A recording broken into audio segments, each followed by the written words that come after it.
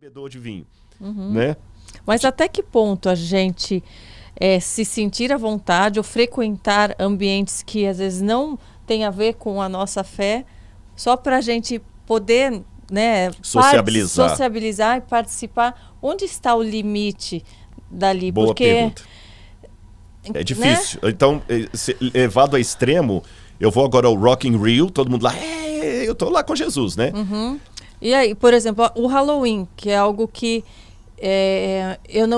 eu nunca gostei de participar, mas hoje, tendo um pouco mais de entendimento, eu não me sinto à vontade de participar. É algo que, para mim, me dá uma sensação ruim só de ver fotos e pessoas participando, mas a gente vê pessoas que se denominam cristãs. Vestindo os meninos de caveirinha. Vestindo as crianças com sangue, vestindo o marido baleado, se vestindo de caveira, botando túmulos na porta de casa.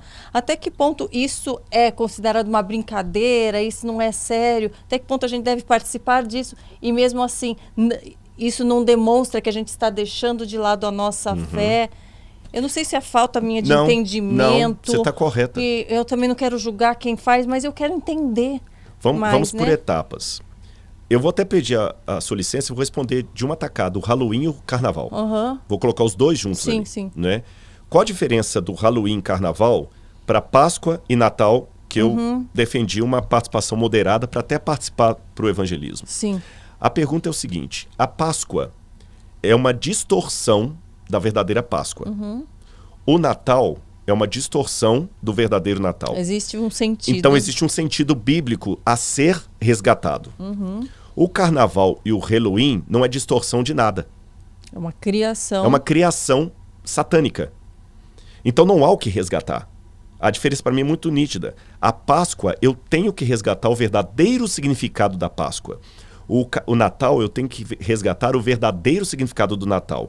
Então, em que pese a Páscoa ter um invólucro pagão e o Natal também, eu vou, com sabedoria espiritual, tirar o invólucro pagão de ambas as festas para recuperar o verdadeiro sentido do nascimento e da morte de Jesus.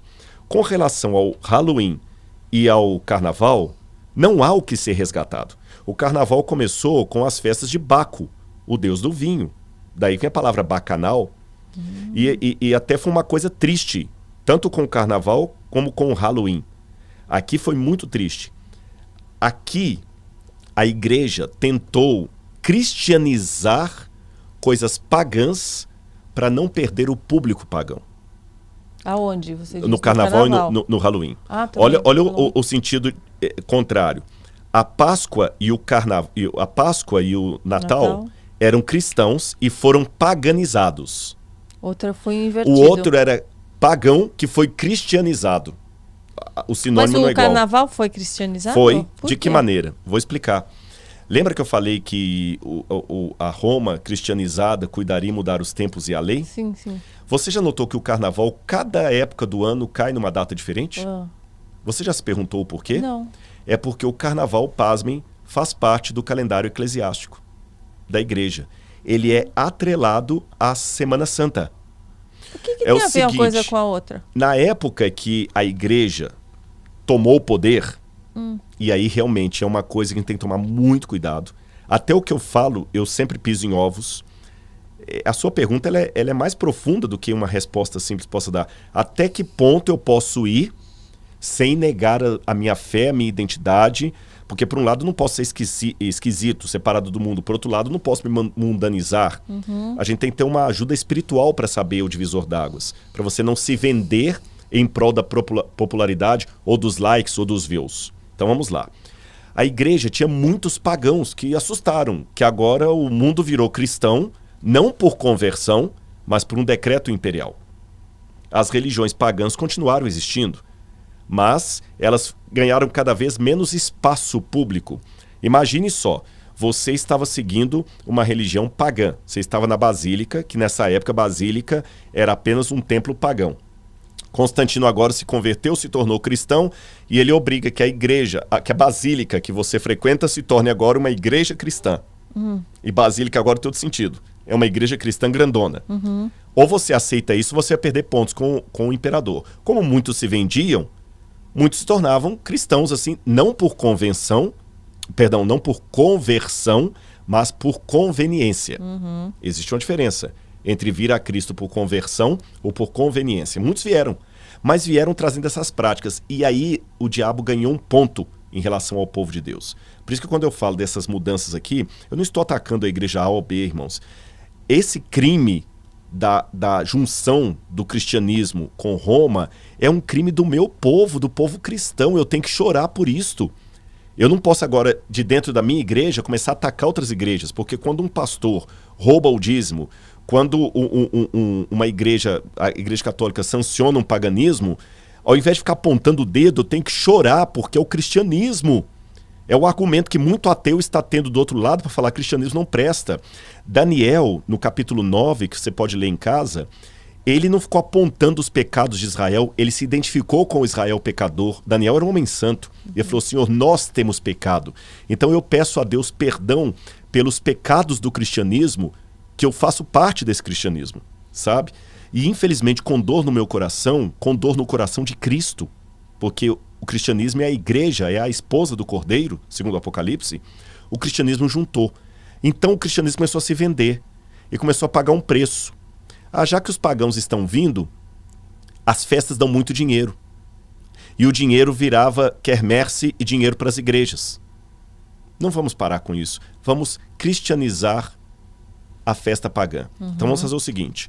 No carnaval, tanto é que há várias teorias dos etimólogos a respeito da origem da palavra carnaval. Uma delas, não a única, diz que carnaval vem de carnavale, o que vale é a carne, carnavalis em latim.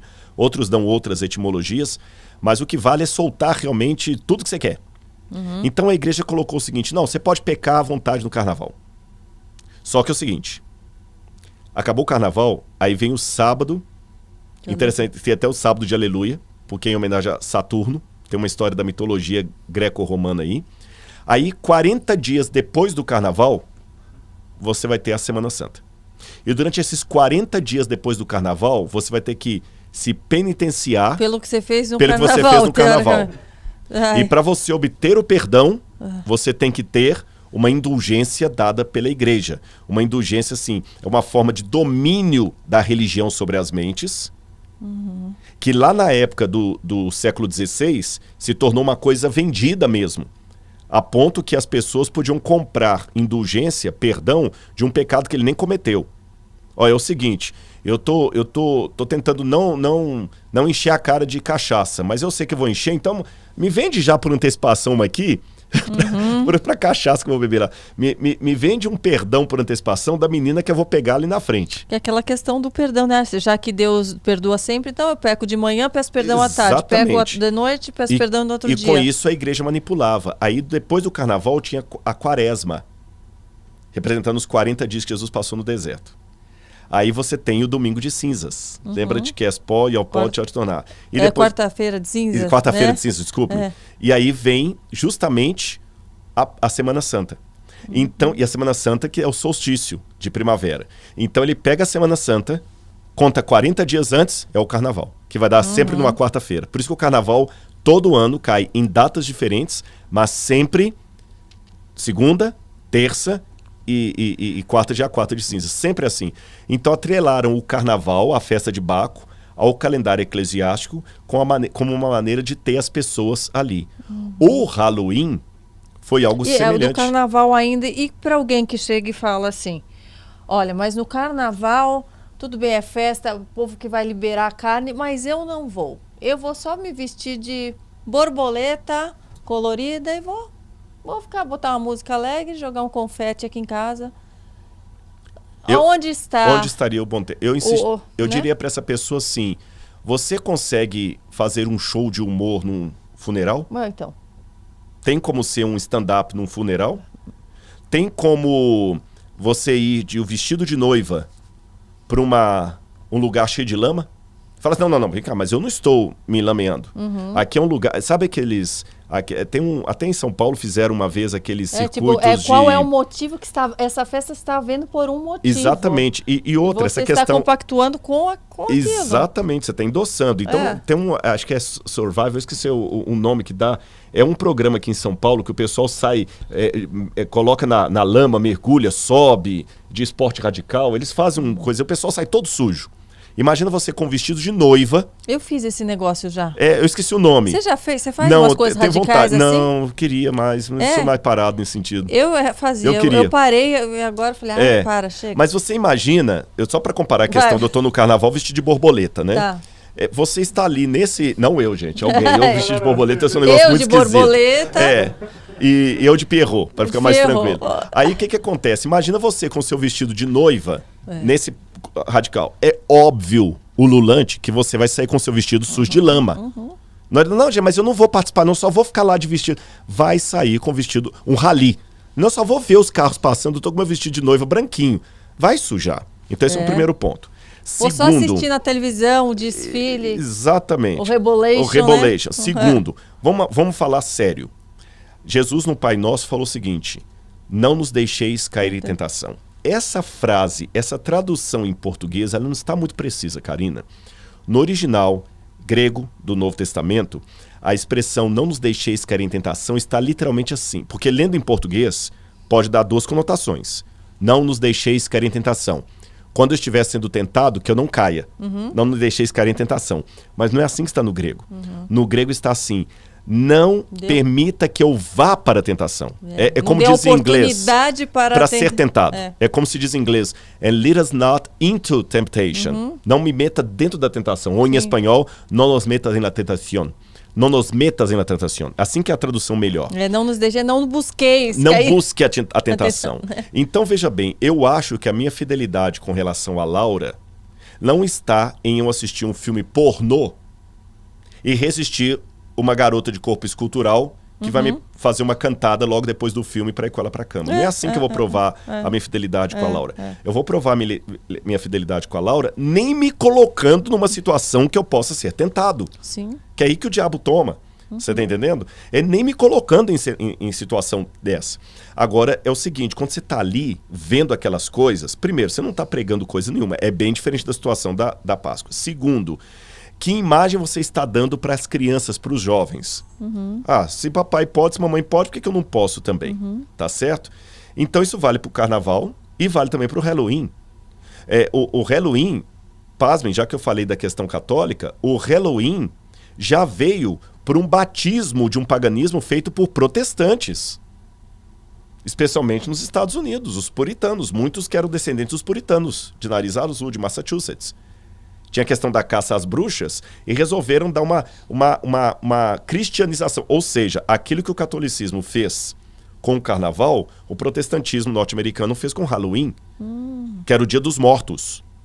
E sabe que o Dia dos Mortos ele começa por causa do Dia de Todos os Santos. Na Igreja Católica você tinha um dia, que cada dia tem um santo do dia, mas havia mais santos do que dias no calendário. Então a Igreja Católica colocou o dia... Juntou no dia 2 de novembro, sempre é o dia de Todos os Santos, para a gente pegar aqueles que a gente não conseguiu. E como os santos são pessoas que já morreram, acabou também ficando o dia de finados. Então aproveitar para homenagear também os finados. Aí, no protestantismo americano, começou a virar uma piadinha, uma brincadeira e tudo mais, o Dia dos Mortos, que é o Halloween, que é nessa época que vem. Agora, veja bem, a Bíblia fala, não consulteis os mortos. Jesus falou bem claro quando o povo hebreu estava entrando na Terra Prometida. Não haverá entre vocês pessoas que façam o filho passar pelo fogo, nem necromante, nem quem consulte os mortos. Não haverá isso. Mas eu não estou consultando, só estou brincando. Aí entra aquele lance que você falou do beijo. Não se deparar, não procurar imagens do que se refere à morte. E ali está tudo ali. Você está invocando a morte o tempo todo. Você tá entendendo? Você tá evocando a morte. Pra mim isso é tão claro. E é tão absurdo. E outras, são coisas que vamos tirar da brincadeira e vamos colocar na vida real. Então, eu falei, gente, você imagina? Eu falo, as pessoas veem uma pessoa caída num acidente de carro, estraçalhada no chão, morta de sangue, ficam chocadas, falam, nossa, que horror. Imagine se fosse, né, alguém familiar ver naquela situação. E daí brinca com isso? Se ensanguenta naturalmente, se fere, se... É uma loucura. Quando morre alguém, a pessoa fica em choque, fica, poxa, faleceu tal pessoa. E daí você vai brincar com isso? Na sua casa, você vai transformar aquilo numa mansão mal assombrada? E posso dar uma fonte não bíblica de alguém muito sábio que falou contra essas coisas, ou coisas que poderiam virar isso? Muito antes de existir Halloween, ou Carnaval, existiu um homem chamado Sócrates. E Sócrates, quando ele... Você sabe, Sócrates não deixou nada escrito. O que a gente tem escrito de Sócrates vieram de seus discípulos, especialmente Platão. E tem os diálogos de Sócrates que Platão escreve. E um dos diálogos de Sócrates, Sócrates orienta os seus discípulos contra a poesia. E antes que alguém fique assim, puxa vida, então não posso ler Clarice Lispector, nem Machado de Assis, nem Cora Coralina. Não. Quando Sócrates falou da poesia... ele falou justamente do mal que a poesia fazia em desvirtuar os sentimentos reais, trocando-os por sentimentos artificiais. Olha a sabedoria de um cara que viveu há pelo menos 2.300 anos, 2.400 anos quase. Eu falo, o diabo é marqueteiro, né? Exatamente. Ele tem uma técnica de marketing ali. Exatamente. Que parece, mas as crianças se divertem tanto. Acharam tão legal isso. Aquele fantasminha passando. Ai, elas se riram tanto. Que mal há nisso. Mal há nisso. Então, o Sócrates falava o seguinte, vocês já viram o Adimanto, que ele fala com os discípulos dele, né? Que a gente, quando vai ouvir um poeta declamando um elogio a Homero, quando ele bate no peito e solta um grito, você já viu como a gente chora, como a gente emociona, como a gente ri, bate palma para aquela cena. E quando você sai daquela cena e vê alguém chorando perto, a gente que chorou no teatro, diante da cena comovente, ali fica completamente frio. Sócrates já alertava isso lá atrás. E o que eu vejo? Muitas vezes as pessoas pegam isso aí e pensam, é só uma brincadeirinha infantil. As crianças começam a pegar a verdade. Olha, isso que eu tô falando não é coisa da minha cabeça não, porque eu não sou pai e eu não tenho moral para falar do ponto de vista de criação. Se for falar de filho, eu que tenho que fazer pergunta para você, porque você é mãe. Mas eu sou um professor, eu sou um educador e eu leio muito o que os educadores falam de criação. Não é coincidência o número cada vez mais elevado de feminicídios e de jovens praticando loucuras as mais diferentes. Há poucos dias atrás, aconteceu, em algum lugar do Brasil, que não vou falar onde, um menino que matou os dois irmãozinhos. Um de 3 anos, o outro parece que tinha 1 aninho de idade. A mãe saiu para o supermercado, deixou ele cuidando dos dois, ele matou os dois. Matou por quê? Porque eram filhos do padrasto. E o padrasto largou a mãe dele, ele falou, para vingar do meu padrasto, eu matei os 2 irmãos dele para livrar a minha mãe do sofrimento. E quando a polícia pegou a mãe dele, meu filho, tem essa cena. Você matou os seus irmãos, eu matei, ela dá um grito assim, e ele não demonstrou nada de arrependimento.